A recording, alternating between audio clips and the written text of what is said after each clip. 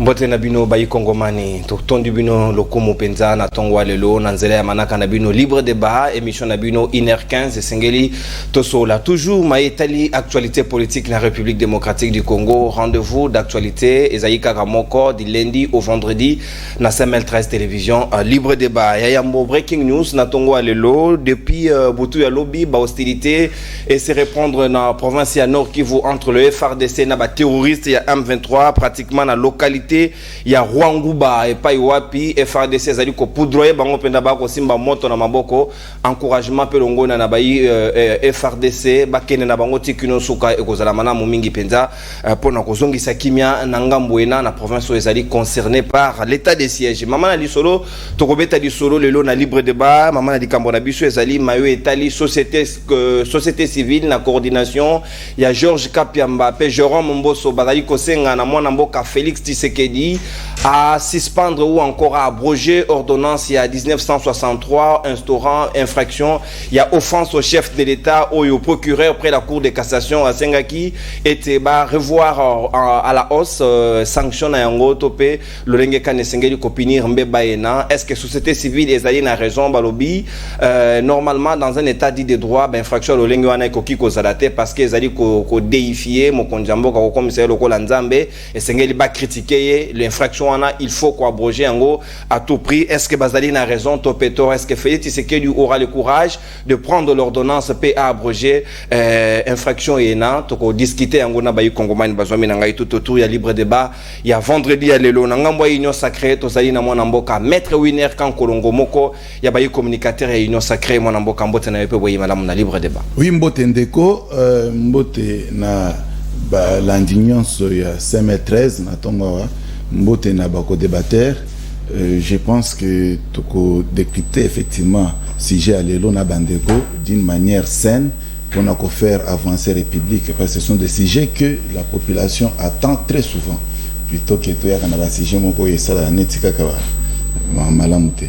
Mais sinon tous on a espoir que le débat l'élo ça va bien na sepel comme na bandeko sur le plateau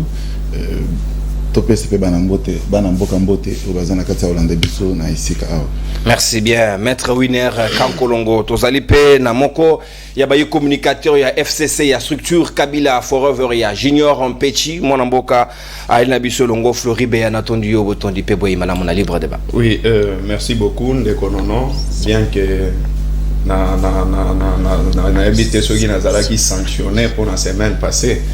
Tikana lobela ngom teme sui makasi na ndako na mituli na binde konono bosani numéro na ngato kombo na ngo biani na pesi mbote na ba co-débatteur ba kudutu na ngami bale auto partager na bango plateau awa na sika oyo kasi plus rapidement de konono il s'est posé un problème devant ba congolais nyonso ya makambu ya réélection ya ancien chef de l'état na yango biso Kabila Forever t'organiser manaka moko un café d'échange le 12 novembre awa to bengisi ba professeur nyonso entre autres André Mbata aya pour tozo réfléchir apesa ba makanisi na epe makambo nyonso ya lobaka na conférence de presse wana selon constitution na biso est-ce que ancien président akoki kozala réélu ou bien akoki lisuko postuler pour la deuxième fois comme ça débat wana esilisa makambo nyonso soki oui et ou ta na constitution ce qui peut non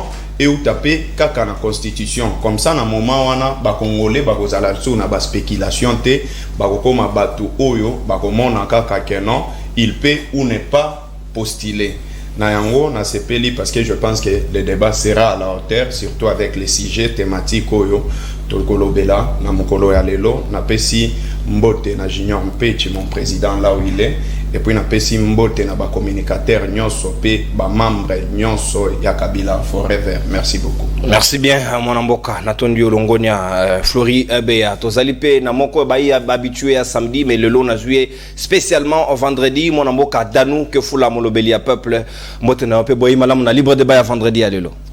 Mbote na bosolo pe bosembo no ndeko nono mbote na ba ko débatteur na zana bango na tongo ya lelo mbote na ba kongomani baso bisika bazali kolanda biso ka ndenga na loba na bina bosolo pe bosembo ke biso tokolo ba be bosembo biso tokolo ba be vérité kandi na lobana bito komesana ndiko nono est-ce que to mesani na passe to mesani na changement mutuna wana ezali très capital parce que bandeko yu ya pouvoir bazala ki na opposition balobaka mukolo bango bakoza pouvoir to soda kosomba ndako na ye soda ko akosomba mutuka congolais akolia 3 fois par jour bref vie sociale na biso ko bonga est-ce que na mituna ka mutuna soda congolais na pause ali ata shawama soda congolais sombi ata vélo mutuna wana bayimboka balandango na pesi pe mbote na molandi monene émission na onde ko Mike DJ Mungomba na Mungungu DJ Mungungu depuis na Turquie na Istanbul na pesi mbote na agence na ya Fred na pesi mbote alandaka biso albinde konono ozana besoin ya biloko na ona Angola ozana besoin biloko na ona Kinshasa na Turquie fomo na ndeko Didi. Très bien. To pesi mbote ndeko Didi. Merci bien, mon amboka Danouke Foula. Ba biscuit, n'a eu résolution, ba biscuit ezali sensiblement réduit en termes de temps parce que tout occupé quoi abroger en côté, il y a une réalité derrière les biscuits. Motomonsoso ala na eloko na eli kolo ya biscuit to ko supprimer en côté, c'est très important monta ko préciser mon information na mais to longoli en côté mais on réduit sensiblement le temps. Question ya ko privilégier plus le débat et non les biscuits. Tozali pe na mon amboka Alema Dulou, moko ya ba porte-parole ya INC, il y a Vital Kamerhe, ville province ya Kinshasa. Azaï déjà nassé le temps à Matabi surtout au fond là déjà hostilité à Kamati mon retard moqué mon amboka maître winner Kankolongo est-ce que proposition il y a procureur près la cour de cassation Koloba Isengeli ko revoir à la hausse infraction il y a outrage ou encore offense au chef de l'État société civile et le bimina silence nango ça n'a pas la raison d'être vrai ou faux badaï na raison na démarche na bon ndeko nono tikete na yebisana bandeko parce que na sentir ba attaque na entrée de jeu et aussi na ndeko nanu pona koloba ke ndeko danu plutôt aza ndeko yangai kolimbisa pona ko torpiller comme na tonga et ça la paix bien tu mais ndeko tuni mutu na lobi to mesani to komesa na pasi to na esengo parce que to loba ker to za na pouvoir batu bazana esengo apesi ndingisa ba soda osomba mutuka wana mukonza mboka mutaloba exactement mais tikato ibsande konanu ke République démocratique du Congo ezalaka etambolaka toujours na organisation atana ndaku na yo ndeko okoki jamais kosomba biloko nyonso ya ndaku mukolo moko obandaki kosomba moko jusqu'à ce que ndaku ekoma complet et c'est comme ça que okomi lo lendo po batu ba ya kotalo epa na yo na ndaku donc ko s'inquiéter République démocratique du Congo ko pesa bato esengo au président de la République à la kakibango donc ndeko ngai mikitisa zala na kimia yebisa bana mboka ke baza na kondima parce que République za na kati ya kotambola merci beaucoup mais ndeko non nayoki ndeko nanga Floria lobby baza na kati ya osana teli moko bazo mituna ese Kabila kozonga tote ndeko ba professeur ba comme cours constitutionnel te apona ko évoquer mawe tali constitutionnel et pas c'est ça que ndeko tilelo ezali réflexion ndeko tilelo azo réfléchir ka po Kabila azonga te ndeko mais musala na bino ezani comment beaucoup réduire la République démocratique du Congo quand la personne ya Kabila donc c'est-à-dire na République batunsu ba ko za ba président de la République te Kabila a fait ce qu'il pouvait faire, malgré que Batouazan a torpillé gestion d'une manière terrible. Et lui-même, Kabila a laissé que tout en faisant 18 ans à pouvoir, il n'a rien apporté pour la population congolaise. Certainement, il était un individu, c'est tout à fait normal qu'il ne travaillait pas seul, il était entouré. Il était entouré avec les Floris que vous voyez ici présents. Mais Flori, à l'époque où on a fait conseiller Kabila, pour Asala Moussala Malam, de sorte que un jour où Kabila a pouvoir, Banamboka basunga Kabila pour na pouvoir. Mais Kabila bango basunga na ki asali constitution où ils ont permettre que Kabila kozonga na pouvoir. Ye akanisa ki bazo PC 5 ans une fois renouvelable, amoni 10 ans mais pour na 10 ans c'est que na ko tonga kingakati na ko tonga ferme na Katanga na ko tia banyama nyonso ya République na kingakati tout ça. C'est ça qu'il était venu faire exactement. Maintenant il faut encore rentrer parce qu'il faut tonga les sous wapi. Attends, sous troisième république pour lui-même. Non, il a déjà 2 républiques. Azana ferme à Kingakati, il est représenté comme une république de Kingakati. Azana ferme à Katanga, ça lui suffit. Et je pense que Bino, beaucoup ça la calcul pour la koyeba qui en dehors à Kombo à Kabila, tu veux que Kombo ni bosse belé kuna bachadar et console bazali.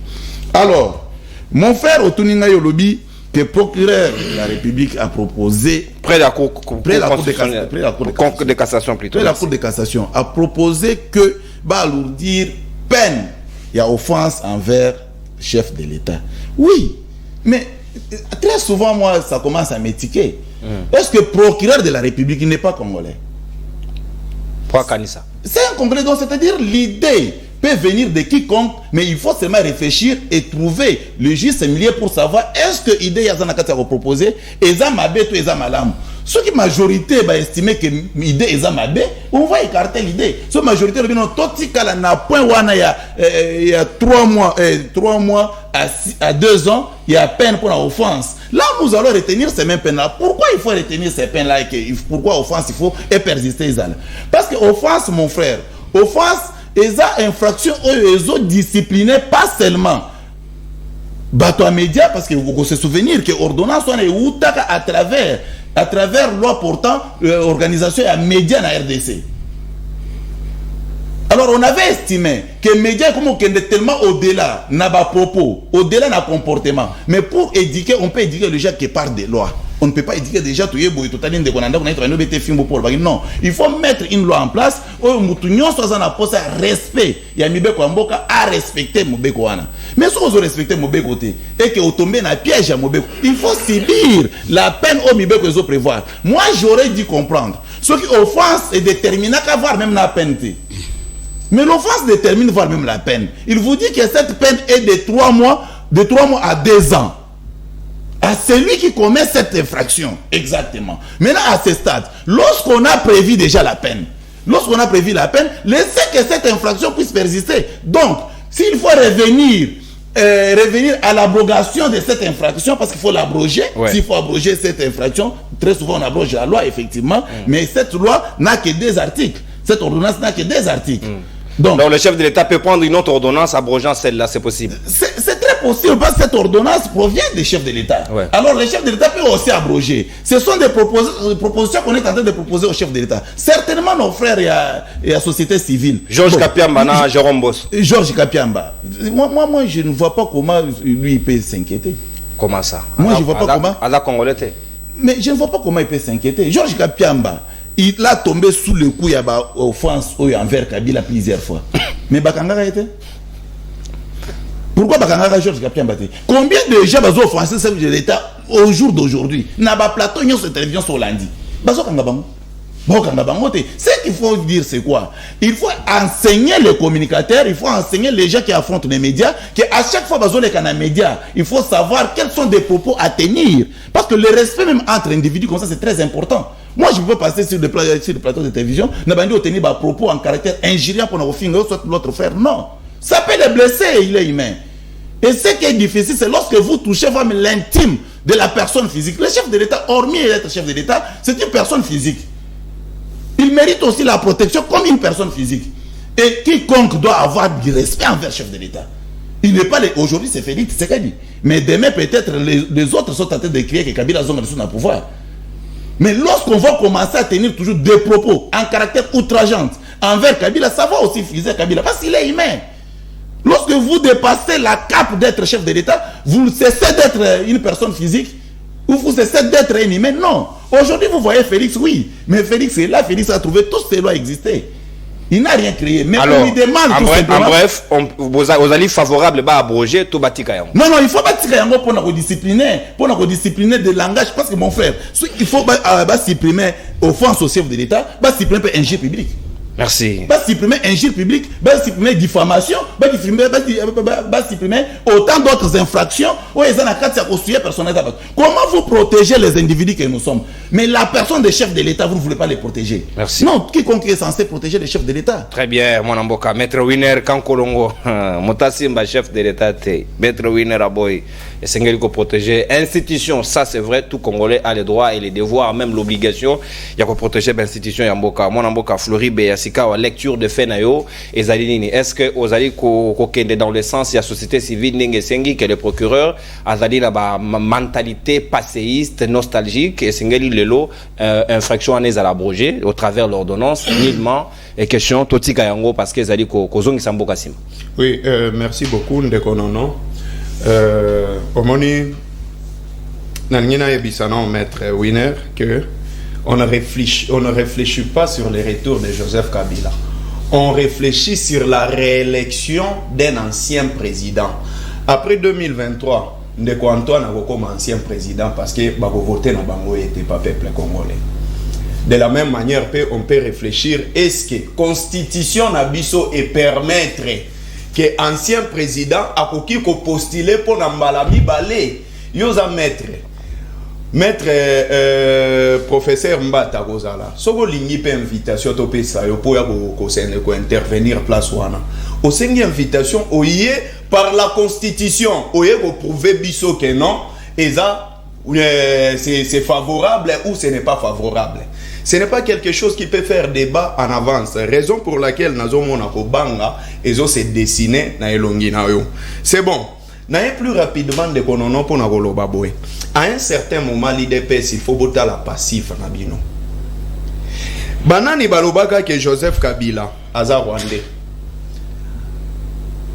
Batu balakisaka ba Congolais que Joseph Kabila aza Rwandais. Batu bakoti saka doute ya paternité ya Joseph Kabila. C'est qui? Banani balobaka que Joseph Kabila maman na bango ba yebi été. C'était qui? À cette époque wana offense au chef de l'État bandago existait. Quels sont les propos que l'IDPS n'avait pas tenus à l'égard de Joseph Kabila? Ndeko Antoine tout en étant dans l'opposition alobaka que non nenge zawana Joseph Kabila bao balandaka eza ba oyo bakitiselaka e pantalon. Il a été inquiété. Offense au chef de l'État bandago existait. Botala au moni ba grimace à un certain moment ba grimace nyoso bozo sala contre biso ba opposant boye bake biso tozana posa to mona ba grimace wana bosala ngo contre M23 na Kagame. Moi je pense que il fallait boye bisabato Willy Ngoma que non nenga sala ba vidéo na ye wana pa pesa ba contre randi ya Bunagana. Cette fois-ci soko sali yango tokokanga yo. Quand est-ce qu'il y a offense au chef de l'État? Il y a offense au chef de l'État, ceux qui ezana mutumo kwa porter aux plaintes. Je prends l'exemple Kanisi Singana na Jimmy Kitenge place à. Est-ce que chef de l'État a fondé Jimmy? Non, c'est ce qu'on dit. Quand on te reproche de l'offense au chef de l'État, c'est-à-dire que ngai na lobi ba propos moko s'appelle ici mutumo ko kinganité. Maître Winner a lobby que non, Floride a propos à tenir les apénagraphes, il y a que vous porter une plainte. Et les ailes. Elle a porté une plainte, a lobby que non, n'engezana n'a pas porter plainte parce que les propos n'a pas qualifié en gros comme si c'était des propos, il y a offense. Maintenant, tous on a qu'à vivre du sujet. Ce qu'il faut retenir c'est que non, nous les opposants, nous avons une loi. Oh, ils ont protégé Bissona nous tout en étant des opposants. Et allez-y lire dans son article 15. Balobi, on ne peut pas arrêter un opposant à cause de ses propos. Loi wana maître soko ebité na rappela ga mingi po à un certain moment je me dis nazali boswa bakulutu nanga donc à un certain moment so emuto azokola akobosa na c'est normal. Donc na rappelé yo boye maître. Loi wana eza loi o babe ba oya okoma na offense okulutu. Ah. C'est OK. Donc na lobi boye loi wana eza loi oyo balekisaka to bengaka yango loi sesanga. À l'époque tout en étant un opposant akendaki na loi a proposé yango pe ba votaki yango. Opposition na tour na bino ezo gêner bino na nini? À un certain moment, il faut pas la retenir. Non, population la retenir face ya oyo fois devoir. Aujourd'hui, vous voulez dire que l'opposition est comme offensée. Mais bateau va offenser Kabatou, c'est qui? C'est l'IDPS.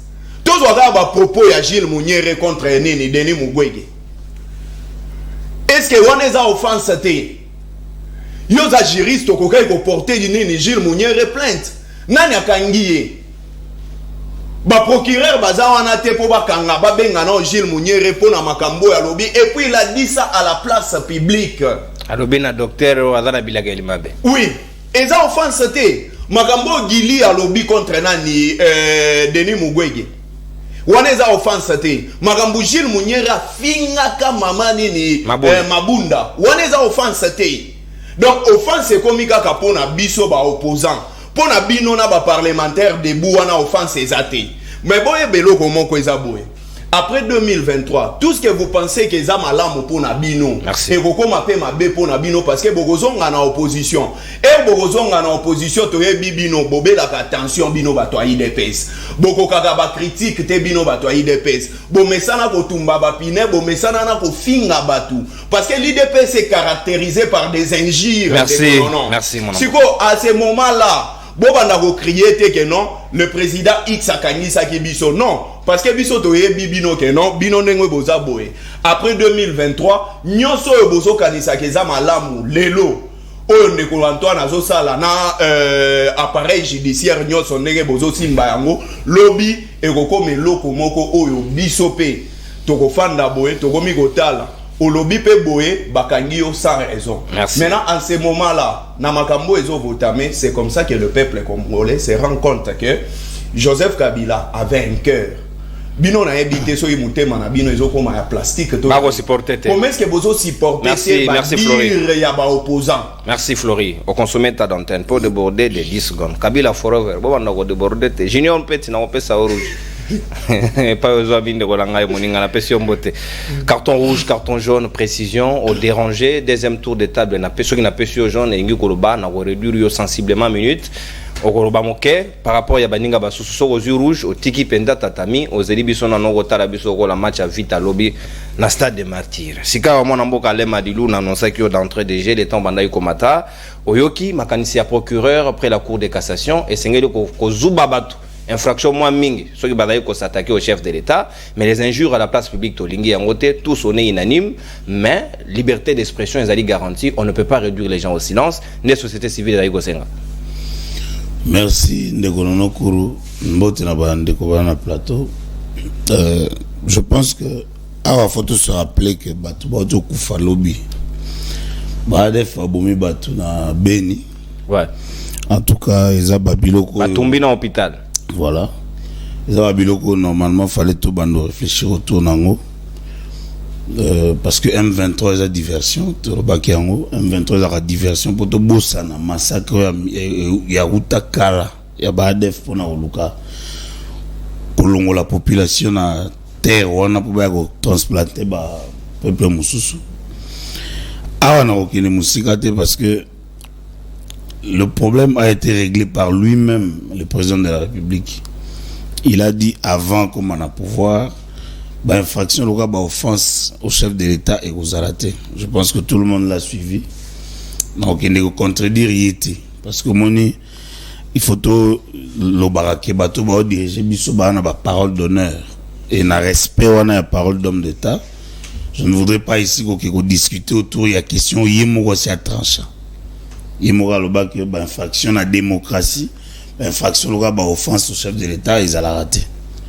Mais du moins, je pense que ce procureur à cause de loi moko eza général pas ba loi eza sur mesure, c'est-à-dire pour na bon to benga ba loi neti ya flatterie azo loi ezo permettre que ba congolais nyonso o ba koza léser eza la bénéfique pour na bato nyonso ba congolais nyonso ba koza léser ba kota ba kine ko ba procédure judiciaire pour que ba poursuivre bato ba léser bango.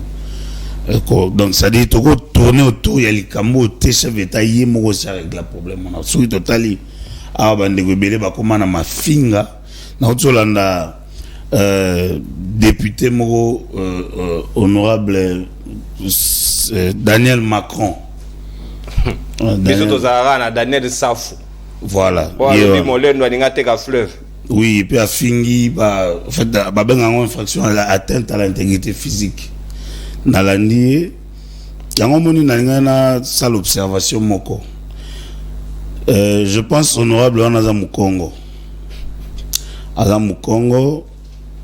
et na ba Congo na principe et le bagage mwana moko ta ko kengela mama baninga na kikoso donc Daniel Safa kengela mama na kikoso pona ba Congo za libabe alors il a kenda musika azwa mama baninga na ye achena ndako Zela yo zara bobi misimbodi e comme ape panzi mabota yo donc ngolo balangai ke Daniel Safa bala mama ya batu mususu mama ya baninga na ye atie na ndako.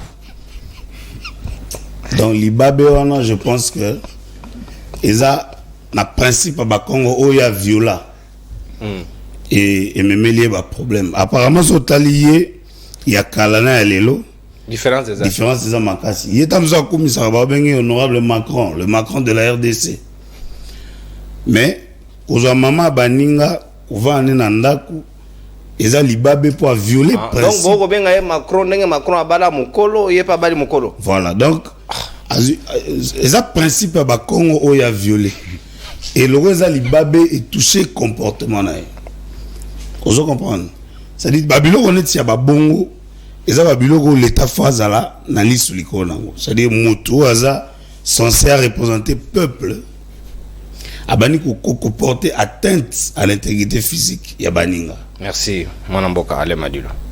Donc eza biloko yo lelo photo bano initier ba loi autour ya yango. So taliba les ratés de la société to benga bango bazole baole kapo ke ba finga ba mama ya est mobimba parce que wana ba fini docteur Mukwege ba fini ba mama est ngana utaki est. Faut comprendre que na est bazana YouTube te bazana ba Twitter te Facebook te population na o ba vivaka so bazali na ba moyens ya communication auto na ngota mzuzu ba makambo belé auto zoka a comme information, mais il faut arriver sur terrain pour comprendre que ba maman no kofinga ba ngote. Donc c'est autour de ces genres de lois qu'il faut to banda ko marteler na démocratie. Je pense que ba mesure certes ba critique il faut ezala ba gestion etambolaka malamu kaka so critique na mona amo so critique yé moi amélioration côté ezala peu important. Merci. Alain Madilou, porte-parole INC Ville-Province de Kinshasa. Merci na contribution à Yomo Namboka Danouke Foula. C'est pas facile, le libre débat, toujours. Donc on a vu déjà juste après cette émission, téléphone au Pasuka. Mais c'est ça aussi la beauté, la force de l'émission. Pas facile de les gérer. Mon Namboka Danouke Foula, Sikawa, procureur apparemment de plus en plus isolé. Mon toit occupé, balobingo nga flatterie, c'est le cas.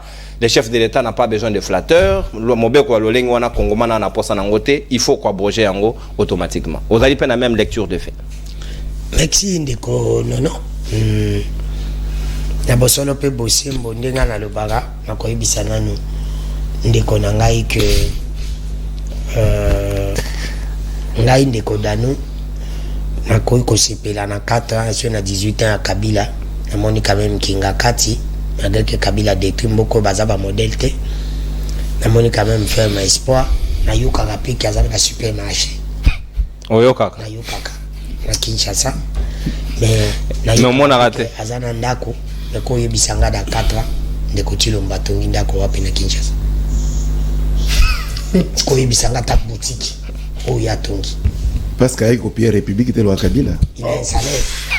Il a un salaire. Ce qui m'a mis, c'est n'est pas. Ah, gérer salaire n'est privé. Tolérance, mon amour. Non, il te demande. Tolérance, non, non. On a repris son salaire n'est privé, en fait, on dit les bilans. Kabila a un salaire privé. Tolérance. Maître Winner, si porter des botou, il faut rebêter. Merci beaucoup. Très parce bien. que tu as une question pour répondre. Mais il faut que tu aies la moto à Tongi, Namboka, engagé bateau.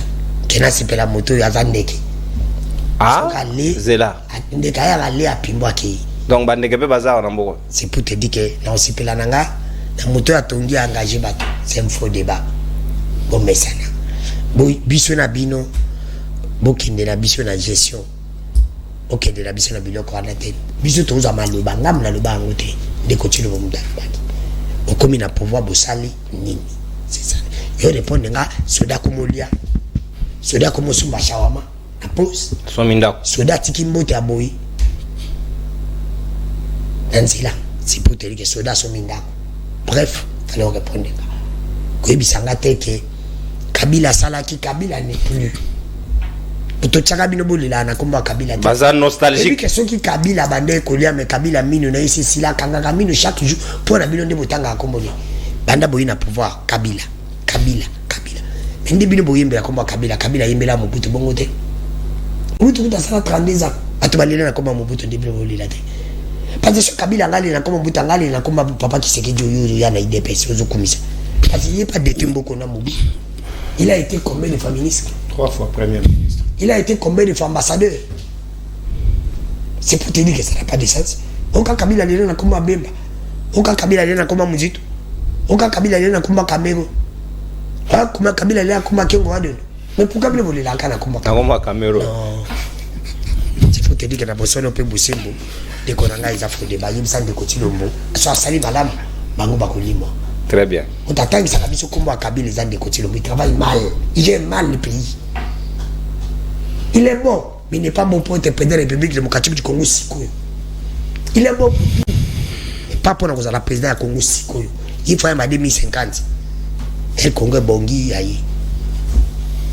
Il y a une nation de comme dit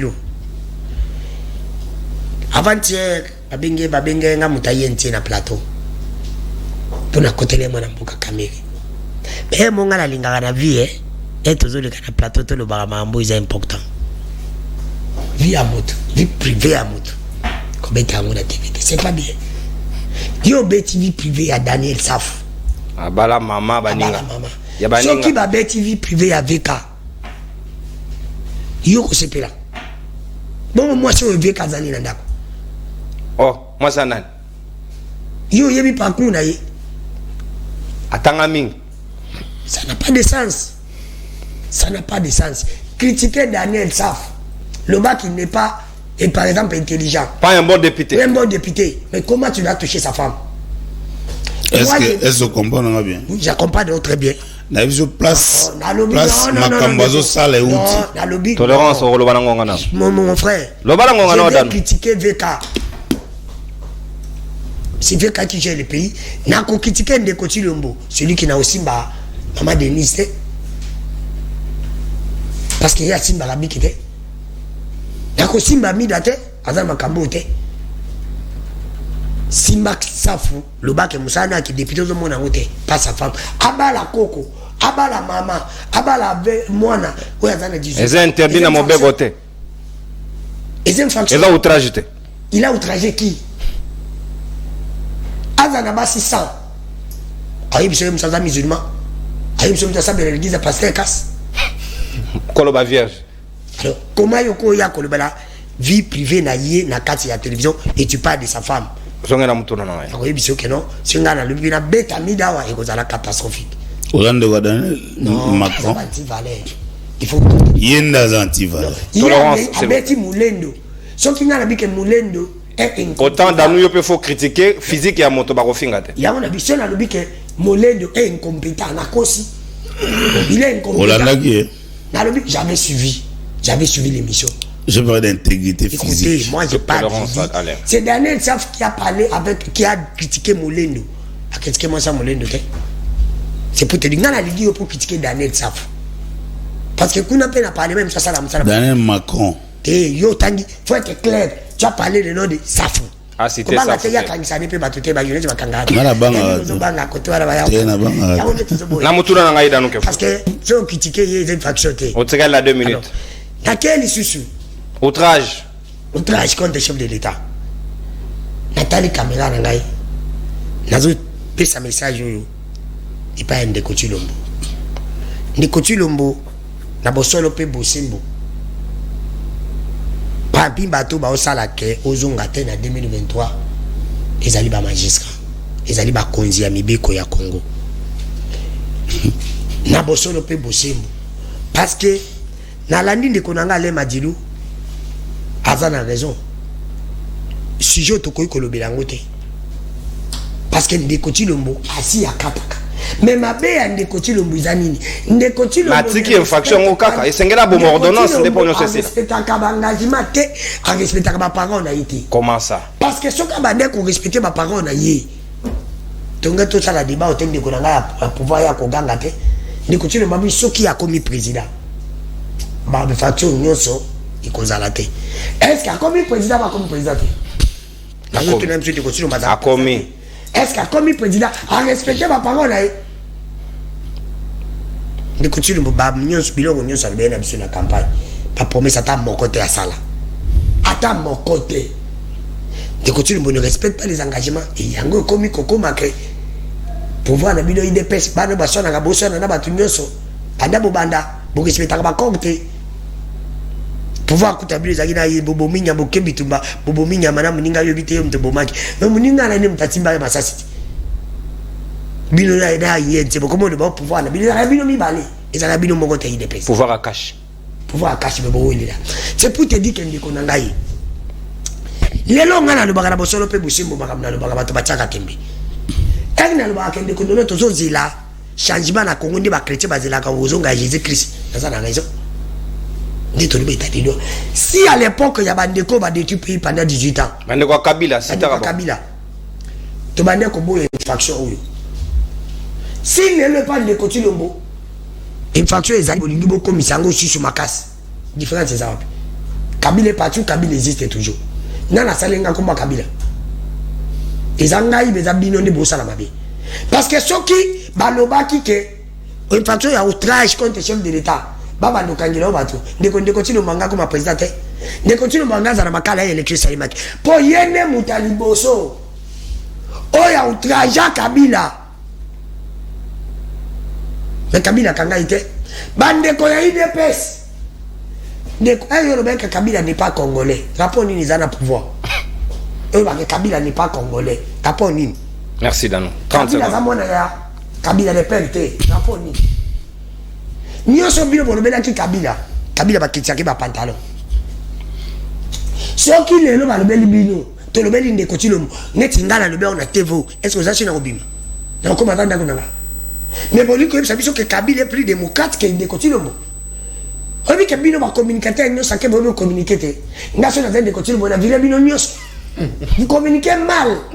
Merci Dano. Parce que bino ko so bolo ba yebo ga yebe angote bozo communiquer na place de bozo teni ne parce que yema le banner avant moya kana TV bozo ka vidéo na bolandi la pako pour ko défendre mutu faut ba mutu non. Merci. Il faut yeba mutu bino bozo na bino kande boye ponde kwa komi ngai na komi ale na ba défendre pour ko musala. Réelle transition. Merci. Et ça musala te na bosolo pe bosembu de konangai infraction oyo il faut to longola kai DPS bolobi la partie démocratique. Mais la démocratie nous ne voyons pas ça. Parce que ce qui est même faction est belé. Bato nyo so bakanga kanga ba bimiawa. Ba manjisa ba landeli bangote. Même faction moni ya kolandela. Oh yo za ko soutenir. Ndeko na ngeza wana. Oh yo za ko soutenir. Moi je tel que je suis là. Je vais critiquer Ndeko Tshilombo na GSN parce qu'il gère mal. Mais dans compte la vie privée là pour ngara pena. Merci mon amboka. Là ça se comprend. Mais ou trajet de pardon s'il te plaît. Oh ils ont très capital parce que pas na bisope la jeunesse tout ça gagner le quoi. Ou tanga différent. Bisonde ba visa kamingi. Ba visa kamingi. Non. Ce qui na bi ndeko badjula bi ndeko danu ki fula voezika ndeko danu ki fula za mukie. C'est ne que normalement beaucoup vérifier ces bongote. Bongo ben faction bisope ben information bisope to pesa na TV za vrai. Pani boya te je laisse la même information bongo 5 va imbo mon PCP je laisse bongo parce que la même information sur merci moi boya kaka bon kanga biso so ki biso to na platonnet ngabo na biso ndeko na wileri lobby na bi que la ville province de Kinshasa n'est pas divisée ngobila divisée par un incompétent ngobila lobby na wileri entre à Christiana Palace na plein victoire ba bomi muto ba boto ba no moto ba boto le moto ba beti masas ba bomo ka ba tolo chaque après 2 semaines so ki to lobby. Merci Dano. Dano, merci. Ndeko na bosolo pe busimbu, ndeko nono pona chité. Une faction où ils ont coûté le côté ya ba sambate. Ils ont coûté le côté ya bosala. C'est là, to couper court. Ils ont le côté. Il faut ils fatu le col Ndeko Tshilombo azali na IDPS ba lui pas parti démocratique ba respecter. Merci. Ba longolango Ndeko Tshilombo e bokala ba ki. Merci Toyokana. So ki ba le faction na te. Alors Ndeko Tshilombo n'est pas président. Merci Toyokana. Merci Dano, Toyokana s'il vous plaît. Merci bien mon amboka Toyokana. Ngana komoyoka mukusana mutu na ebite na sala ndenge nini eloko moko elingo yawa engoya babi devoir de mémoire réel merveille vang. Bakoki ko sambela mokonzi te na likambo yo moko si alobi. Maître Winner Kankolongo na kana kado moko pona yo. Ela ngo mulaite. 30 secondes kaka. Merveille vang. Tozongi pito continuer deuxième tour de table pito conclure. Procureur, yayo kado yango. Zwa. Ennemi na biso monene na minute oyo ezali bobangi. Na yoki ba musu ba obi Kabila te. Kabila azane papier.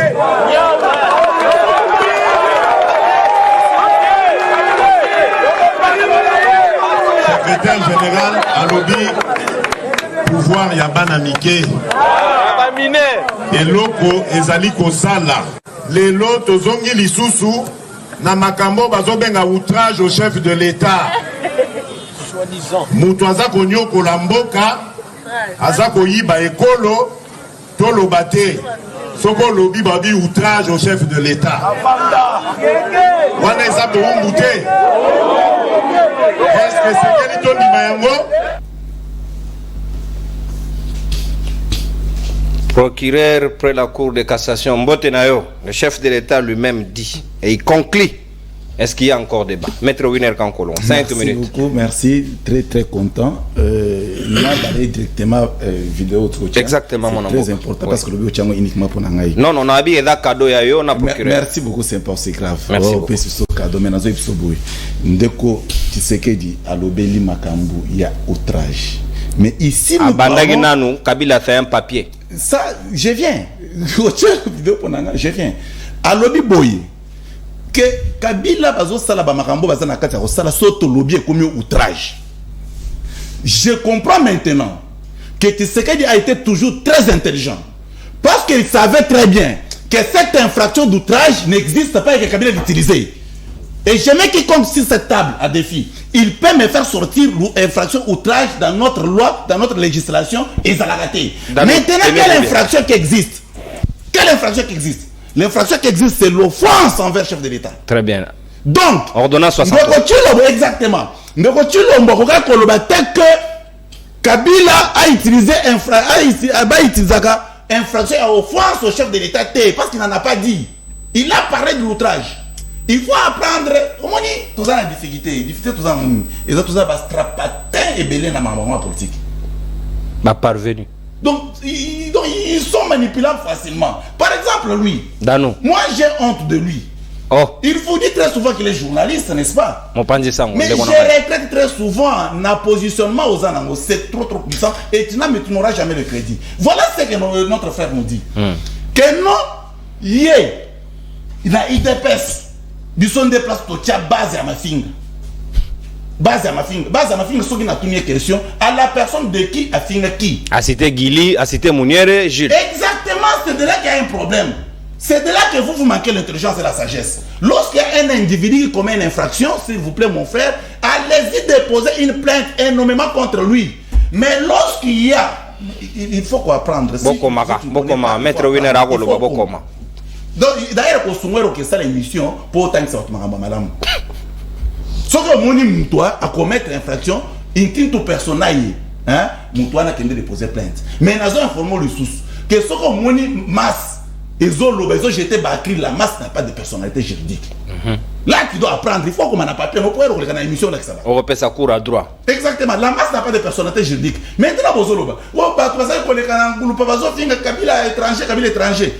Au lobby à la personne de qui? On va travailler des personnes sur les gars, parce qu'on Kabila. Tu connais tu wana Kabila papier, au classé en offense to outrage. Ouais. Malobo wana mkonza lobaki. Non mais écoutez, lorsque le chef de l'État vous dit que Kabila. Non, à l'époque il disait comme un opposant. À l'époque. Mais exactement, c'est-à-dire que c'est cynisme. Kabila papier. Je vous dis, ça veut dire tout simplement que Kabila n'arrive pas à prendre des décisions. C'est comme une papier vierge. Maître Winer. Le bar est une décotie le papier. Non mais écoutez, tu ne peux pas lui dire papier, pourquoi? Parce qu'il travaille. Mais Kabila oui. Kabila n'a jamais travaillé dans ce pays. Ouais. Kabila n'a jamais travaillé. Moi je regrette lorsque ces gens sont concentrés de défendre Kabila, mon frère ami. Kabila, s'il vous plaît, Danou, on a la Malobaté. Kabila est arrivé au pouvoir par quel mécanisme, mon frère? Lorsque tu dis que Kabila ne pouvait pas attaquer Mobutu, Kabila pouvait attaquer Mobutu par quel mécanisme? Ils acceptent de faire un coup d'État. Babomi Mobutu. Dans ces conditions-là, ils ont tué Mobutu. Mobutu a confié à Kei, vous êtes au pouvoir. Vous allez critiquer celui que vous-même vous avez pris son sang? Non, il faut que vous soyez sage. Lorsque vous parlez des histoires, Kabila ne pouvait pas critiquer 35 ans de gestion. Parce qu'il sait la voie dont il a mené au pouvoir. C'est comme ça, après avoir consommé plus de 4 ans dans le pouvoir, il a préféré maintenant pour que nous constituions une élection en 2006. Peut-être que cette histoire n'en a pas. Il faut comprendre qu'elle est sortie en télé. Merci, monsieur. Et au travers de cette constitution, et c'est comme ça que tout le monde a alternance par alternance, tout le monde a élection par élection. Et ce qui sera aussi normal et logique, qu'en 2023, donc les personnes à l'élection, tu l'as toujours président. Parce qu'en face de vous, vous avez candidaté. Parce que moi, je regrette, nous avons un candidat, Azate. Candidat, il n'y a pas beaucoup en face à Chilombo. Beaucoup de Sambe, la Kabila Zonga. Beaucoup de créer, réflexion. Réflexion pour raisonner comment Kabila Zonga.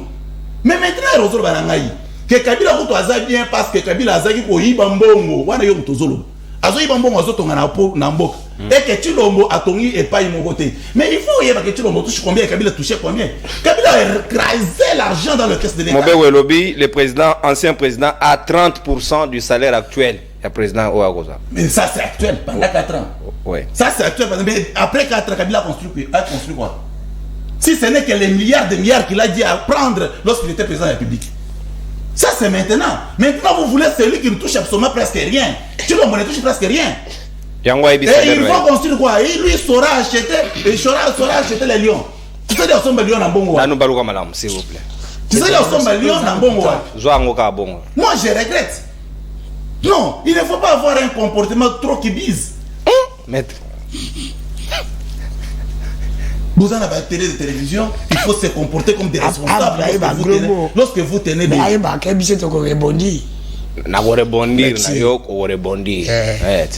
Ça mettre 30 secondes. Non, le plateau est responsable. Ouais. Les responsables vont assassiner. Ouais. Lui, il ne va pas se comporter comme les comètes des mortels. On vous parle ici d'offense au chef de l'État. Moi, je vous dis ceci. Ça ne sera pas important que l'ordonnance, parce que cette ordonnance date de 63.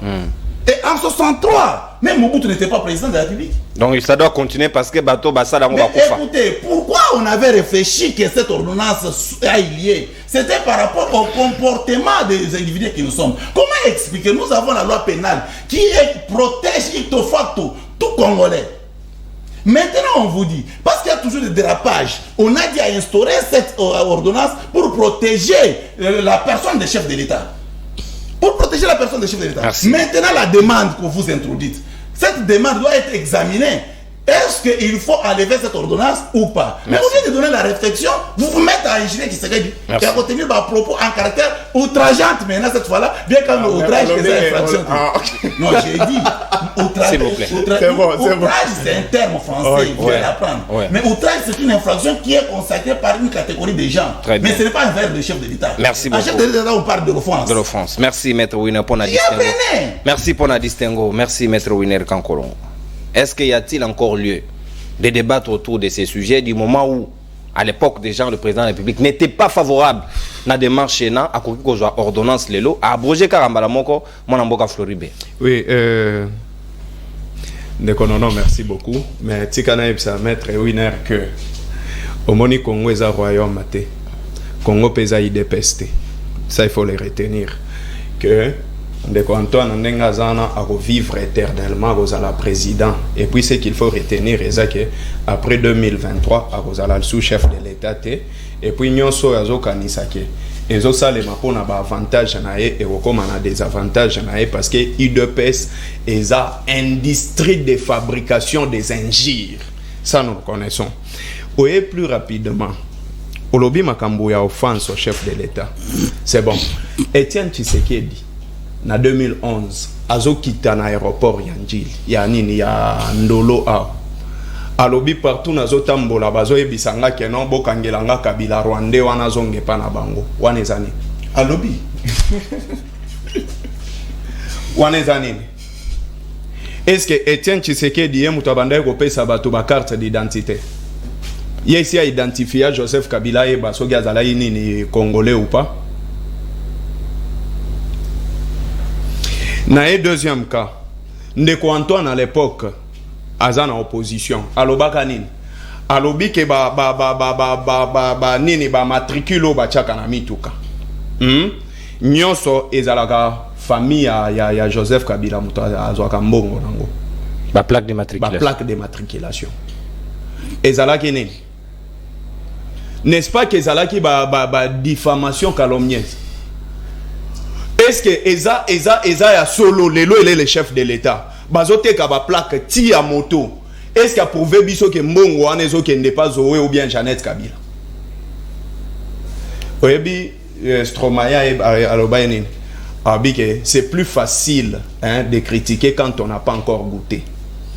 Le lobo goûter bo moni que ce n'est pas facile. Boloba ki ke ba passeport et que nakana nini na poche ya Olive Lembe. Là c'est à l'époque bozala qui en opposition. Est-ce que vous pouvez biso yango? Ndeko Antoine alobaki que non Joseph Kabila aza papier yango wana balobi. Wana eza nini? Donc Joseph Kabila azala chef de l'état te. Azala na camarade ya bato a IDPS o batanga ki classe moko, bazo benge camarade, bazo moneno comme si il avait aussi un cœur. Nenge yo o sepelité na ba ku auto betio na plateau, nenge moko pe yepa bande ko yo kapé que non, mutema pe soit kaye, mais il était tellement un homme de cœur abandé côté la que non, bateau yo basali 36 ans, ceux qui 37, 32 ans en opposition, ben si balembi. Ceux qui n'a commis au kanga bango awa, bango tout barosuka ka bibembe na bibembe, bibembe na bibembe. Parce que tant nyonso boleki sa qui na torture ya Mobutu, il vous avait tellement torturé à tel point que mukeka kasoye bakangi au fièvre nini. Na su exemple mususu. Est-ce que Joseph Kabila vous dit que akokai kolobate parce que nous connaissons de quelle manière akotaki? Est-ce que yoka Joseph Kabila na 1+4 a condamné bateau à Géraki na bango? Parce qu'il pouvait même condamner bateau à Géraki na bango na 1+4. Journée no mona Joseph Kabila lobi que non, nengeza boenazo réclamer appareil judiciaire na biso ezad malamote. Tu as bien dit ici que une personne doit s'assumer. Na discours nini andeko Antoine oyoka ki a s'assumer. Problème de pilotage. Problème ya nini. Ba militaire bango nde baza ba nini na instabilité à est. O nini. Place nini oyoka ki ndeko Antoine a s'assumer. Na pesi ndeko ndanu raison ya koloba ke non. Soki ndeko Antoine vraiment bandeko ça la sélection de bino ba communicateur ya union sacrée na IDPS boleka alisu na télévision ti. À un certain moment bozo contredire yemoko. Bozo contredire ye Kabuya ton CG alobai ka kopesa batu ba machete. Akenene na justice lo wa ke obeta tour na ye na ngana tala ndeko nono après na zongi nanga. Eloko nini elekaki? Au moment où gérer République, hein, ce n'est pas facile. Hein. Je pense que dans la minute où vous avez compris que gérer la République, ce n'est pas facile. Une minute, Florian. Aux OPSANI, nous allaient proposer en 1963. Pourquoi est-ce que Mobutu a abrogé qui a voté? Lui qui était dictateur, est raillé à Kouti Yango en 1963. Pourquoi est-ce que abrogé qui a voté? Est-ce que sur la lettre, il y a 13 parlementaires? Makambo e bimana munoko ya ba 13 parlementaires. Otanga yango. Mais pour la déclaration ya Kabou nene Kabund les lois za wapi. 4 pages ya pamba. Kabunda za wapi. Na mwasi na za wapi. Jimmy Kitenga sala bino nini. Bo reprochaka na nini. Les lois otsumba makila na prison même humanisme ezati. Olobi Jimmy Kitenga zo sumba makila na prison ya makala. Nazalai kuna azana dola sointe. Oui, nazalai kuna samedi puis lobi pe na kozala kuna. C'est pas possible. Donc humanisme ezate. IDPS aza malédiction pour na mboka na biso. Non, ça c'est trop fort. Excusez-moi ndeko non. Excusez-moi, boyebi malédiction ya ganani. Malédiction ya gana kokosat. Soko zo kosozu molimo kokosat. IDPS akosa biso. Razalagi en opposition, les lois au pouvoir, qu'est-ce qu'il nous donne? Et là, Moussoussou, tu parles que non, Joseph Kabila n'avait pas un salaire. Bino tellement que ça régime, il y a un Saint-Esprit. Il y a un moni cours de compte, à la kisi biso commerce qui va détournement. Bazomi pe c'est la badim. Bango moko na ba détournement. Et ça, Nakato Malobate, et ça s'est passé à l'hémicycle de l'Assemblée nationale. Les procureurs ne s'auto-saisissent pas. On comprend. Nalingena annoncer de kontingi que bambongo wana bazoli eza bambongo ya dim. Comment ça? Non mais bayebi ba salaire na bango te, raison pour laquelle il faut ba mikatela ka ba dim na bango déjà na banene ba projet ba pesa ka plus rapidement. Merci. Et pour chiter. Nalingena chiter ko ba boy. À un certain moment, il faut te faire un PR mokoto sunga kande Antoine si réellement baza ba communicateur na ye. Je pense que Maître Nkoka Bisande Antoine, que regardez ce que vous avez dit et puis ne faites pas ça. Merci. Le lot au pouvoir, IDPS a sombi en désordre limité. Hein? Je vous dis en désordre. À nouveau riche. Je vous dis, IDPS a sombi limité en désordre. Et bon, on a poto. Merci. Merci, mon ambo. Et qui est le vrai nationaliste? Qui est le vrai fils du pays? Merci, mon ambo. Le vrai fils du pays est Joseph Kabila, qui n'a acheté que dans son pays, qui a construit dans son pays, où a sali bilo gonyo son ambo kanaye. Mais bilo bozo tonga libanda. Allez, Madilou. Et pour finir, après 2023, on consomme ngonga moi. Toyebi. Moi na maille. Yango moni ba pesi bango avion d'or. Avion d'or né. Bazui cadeau ya avion d'or. Nana ju cadeau. Obi? Nana ju cadeau. Il dépêche azui cadeau avion d'or. Non, il dépêche en général. Pas individuellement. Mon abouté. Avion d'or. Merci bien, mon amboka, s'il vous plaît. Allez, Madilou. Apparemment, lecture de fait Naoya Liboso. Vous avez parlé au même parfum, na réalisation. Qu'est-ce qui se passe? Au Ebarama, avant, qu'est-ce qui se passe? Le président peut aujourd'hui se rattraper à l'Obake. Ok, on a déclaré Gikala, Nangina Sailango Yambalo. On peut aller dans ce sens. Bon, moi, en tout cas, côté on a Lobaki, que chef de l'État, avant comme président, ils avaient promesse à campagne, à Lobaki que la démocratie, on a précision, la démocratie, offense, infraction à offense au chef de l'État, il faut longo. C'est-à-dire, il faut longo parce que on a droit de critiquer Mokonzi. Je pense que cette vidéo est top Congo. Donc, awa, ngana ko s'attarder mingi wana te parce que ça eloko yemoga lobaki et sengela ça elango parce que ba congomani ba kozela na maloba o prometa parole d'honneur. Je pense que ça yete bozo betali sur la procureur yango na zolo ba que faut pas to luka biso to bando komisa ba kondina biso ba dictateur parce que na ba proposition monsieur koya ndenge to débattre ba olanda biso ba ko lobaki te awa ba congolais bazali ba lobi peke eza infraction moko au chef facial lobaka que il faut long. Je pense que quand on a tout ça débat militaire, mais bon, nous sommes contre l'Assemblée nationale. Il y a un azoloba. L'Assemblée nationale, ils ont un moussale belé. Mais Sénat, n'a pas un moussale. Bah supprimer. Je pense. Institution de trop. Sogi Mboka, au moment où il est na état de siège, Assemblée provinciale, bah suspendant. Il y a un impact des années. Au contraire, Tokomi Goyoka ke nani qu'est-ce na bango ya Mamatisi Misoro neta Mamatisi Misoro ya qu'est-ce ya province. Vous comprenez? C'est-à-dire je pense aussi que Sénat aux arana pouvoir à terre au quoi sa ministre. La représentation provinciale. Mais total impact sur le plan social. Les lois on a social à Congolais, on a besoin. Mon ito bazo bomana ADF. ADF bazo bomati lelo. Bolandi ba député belé, baza belé dans l'Assemblée nationale. O bazo boya plan sortir à crise. Mon route d'arriver pas na biso bazo boya plan sortir à crise. Toyebi. Lelo photo bana ko dénoncer parce que la mindoule. Ala d'accord na binote. C'est ça la démocratie papa. Tangu, non, je vous dis, il y a des informations. Nga ou est Tangu ozolanda président Mbosso azolobaka quitter les groupes armés. Ils ont pas député na kati wana. ADF za na Beni na Butembo. Batu bazo kufatile lo lobi batumbi. Maman moko c'est une maman, il y a 26 ans, 23 ans. Akufi. Toujours le belate. Donc ils ont pas mbongo oyo tokolo ba bon, ba supprimer Sénat. Mbongo wana ba ke ba tia ngo na armée. Pour nous sécuriser bah yozo mona pena papa baati nenga vandi wana ba ebiso za suna mosarate et au moins yo sepelisa. Non mais j'ai comme l'impression que Sénat ezalaka kaka pona kozela ko remplacer président de la République. Donc ndé ba vanda na bango bazela président de la République zota kufa pour bango ba remplacer. Parce que musala na bango surtout bito vanda ao. Na minute au peuple azole la sociale. Baoza palissade na mbongo bele. Pourquoi épargner 100 millions de dollars? Boutier na armée, boutier partout place où peuple a sentir que awa mboka ils occupé biso.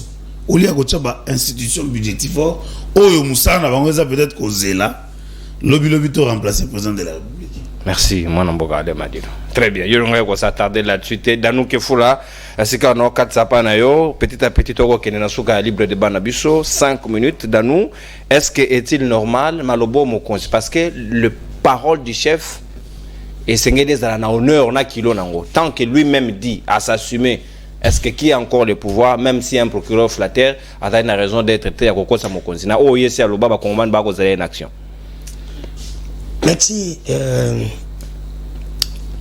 ndeko na ngai mopanzi sango ezali nga pasi na makambo na yoki epa ndeko na ngai ya IDPS mon frère maître yebake ba kilomètre pe bazali soki na 1963 depuis le ana esalama Mètre na kilomètre Mobutu aya longoli yango te mais ce n'est que normal. Il y a un dictateur. Tout le bac a vu c'est Mobutu dictateur. Mais Félix disait que moi on a faim. Kabila pas y a tiké yango. Lui n'était pas congolais. C'est l'Obino. Et Kabila paye. Azalaga dictateur c'est l'Obino.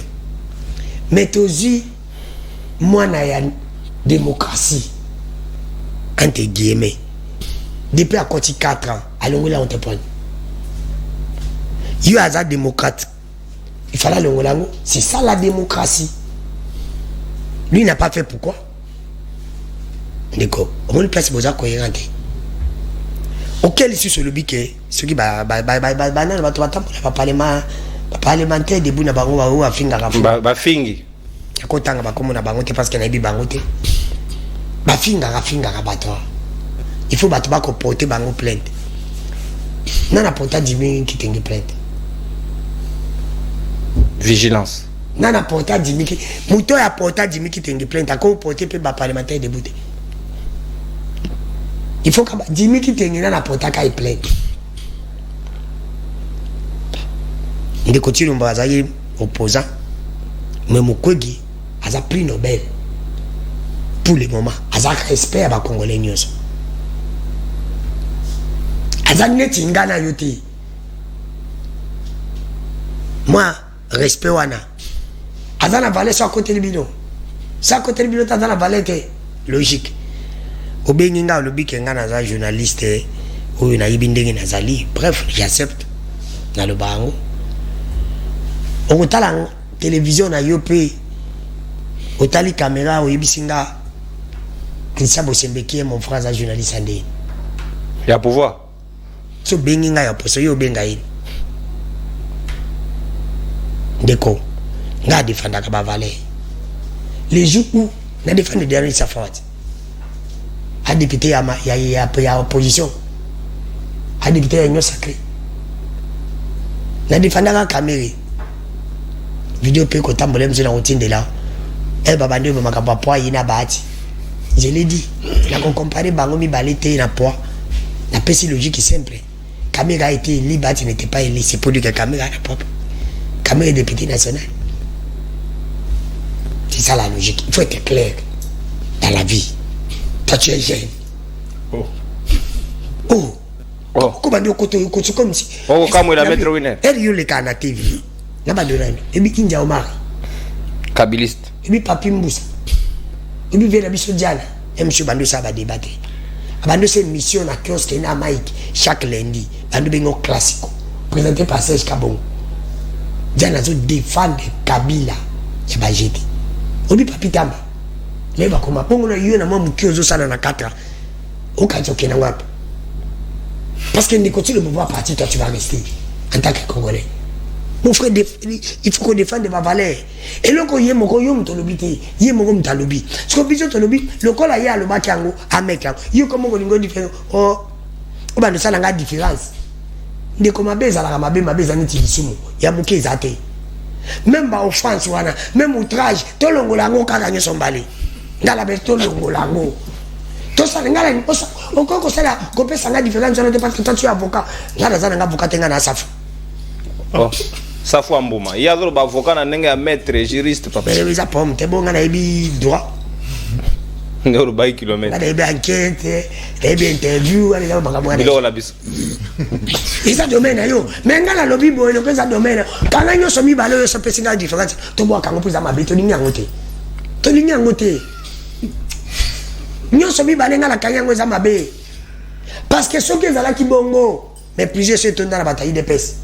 Oye bisanga bataille de pes nini? O to monaka. O ndeko. Bongo bata pepe de di bo monaka. Et on va perdre, et on va décider, on va regarder, et on va rien, on va regarder. Nous connaissons tout petit Kabila Kwana. Congo est appris à bisounoso. Le grand problème c'est quoi? Boy bisande Kochilombo, asala malamu. Le Kochilombo na mabo Kabila sala ki Congo pendant 18 ans. Ceux qui asala ki malamu, bango va produire bango ba na plateau te. Pepe de linga kufa. Le kola de Kochilombo, arrêtez comme ma pepe de président Oyakoya en 2023. Mon frère, Akoboma IDPS, Akoboma PPD. Merci Dano. On va salir na pouvoir tellement bako sala mabe. Tika kende plus loin.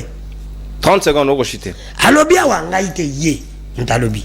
Communicateur ya nyosake. Alobi candidat ezande kutilo mbakozala akozonga. Mon frère na bandeli. Na 2023 peuple congolais banga na besoin de Kotilombo a organisé l'élection pour solo. Ce qui a lié accueilli comme candidat unique dans le Congo, mboko kozala sans président. Ok, président Batoabi, candidat unique qui va te voter, tu dis la vision président, tu dis président. Il y a candidat va échouer. Pays sans président. C'est pour te dire que tu as besoin de besoin d'organiser l'élection. Merci Dano. De continuer le bossage, je m'avoue belé sous la PC chance. Ils ont mis balle. Il y a eu mon corps, non, moi c'est naïf. Même moi, on a voté. Parce que ma camarade à moi n'a pas passe. Elle va pas kenda ko sakala ba wona ni ba sa ba souffrir. Ate. Ba ba sana ba ba sambe la ba ningite. Ibana ne ba ko voter. C'est pour te dire que modèle passe. Oh e bandaki. Et pas moi faut ça la débani. Beaucoup t'a dit passe à Congo na 100 mètres, bien beaucoup dit à 40 mètres, 50 mètres. Mais bien qu'on n'y soit bien beaucoup taki. Merci Dano. Attends mon côté bien beaucoup ici. Bien qu'on te baki ici. Dano que faut la merci. Yoka. Na rappelé beaucoup t'a dit de l'estage. Et si beaucoup t'a dit Kuluna, et si beaucoup t'a dit même paiement, et si beaucoup t'a dit détruire, pas plus tard qu'il y ait mon frère, il parle de la Béninga Lema, Banzela Nyos, Banzela Katani, Bambongo les a détruits, pas qu'il y ait entreprise. Si à l'époque à Kabila on détournait l'argent, époque Kabila on détourner Bongo. Différence c'est ça. Merci Dano. Si à l'époque à Kabila on battu outrage, époque on a battu outrage, mais la diffamation. C'est bon, Dano qu'il faut la merci. On consomme ta antenne, Dano. Nous voulons faire la différence. Si la différence n'existe pas, pour moi, la différence n'existe pas par Bino. Bateau, nous sommes détruits pays pendant 18 ans. Na Kabila, Bino Bobo. Bah, j'ai encore bon, si Bino l'équipe, match pour poli, mais il y a entraîné aujourd'hui, si bon. N'attendez pas. Et c'est les papa. C'est pour te dire que le Kodana, il y a un problème. Congo, tu as un problème. Merci beaucoup, Dano. Il y a des Kotilombo. Il y a des entraîneurs. Le col a des Kotilombo. Tu as une équipe de football. Sur l'équipe qui est battée, pas ça. Merci Dano. On consomme. Non, s'il vous plaît. Merci. Dano, tas d'antenne consommée, s'il vous plaît. Message à ma téléspectateur. Merci. Bonjour, Ndeko Nono. Bonjour, Nazari depuis Ngalema Ndeko Junior Kamvwenze, AGB, précisément. Alobi, pour votre émission d'aujourd'hui, Ezali Mawaming pour IDPS. Un deuxième message, je vis ici, c'est pour Maître Winner.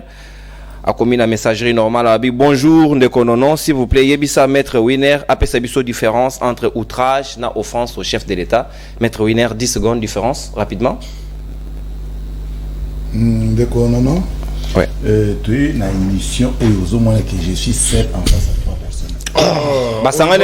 personnes. Donc, cache Koufa.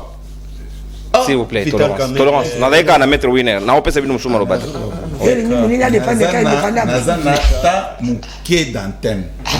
face, il y a 3 personnes. Il faut aux autres.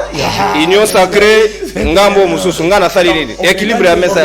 Mais ils ont le plateau pour merci, s'il vous plaît, tolérance. Fais qu'à opposition. Il est pesé boy. Institution Sénat.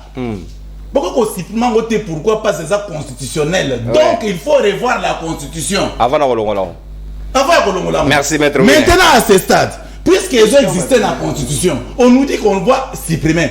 Que qu'est-ce qu'on peut supprimer? Merci, Maître Winner. Ça, c'est des deux, mon frère. Non, aussi, si, n'a pas ça qu'on répond des questions. Émission est Merci, Maître Winner. Mais on peut si téléspectateurs répondent. Abi différence au PC entre outrage et offense. Malassima. Merci Maître Winner Kolongo. Tout dédié émission et libre débat mon kola lolo na kulutu nangai depuis Londres alingi libre débat mingi penzande ko Jean-Robert Louani Bunduku depuis Londres libre débat l'auto dédié en petit anniversaire à toi kulutu donc tukutani lobby pour na tout nouveau numéro et libre débat. Merci l'équipe technique na banziete ba service balandi biso chef de l'état et mogosi aloba. Parce que nul ne peut se prévaloir de ses propres turpitudes. Il faut supprimer cette ordonnance parce que liberté d'expression et singulier et s'émouvoir, c'est le Congo qui gagne. Inch'Allah, Tokotani Lobby pour le dernier numéro de la semaine. Bye bye. Salut vous.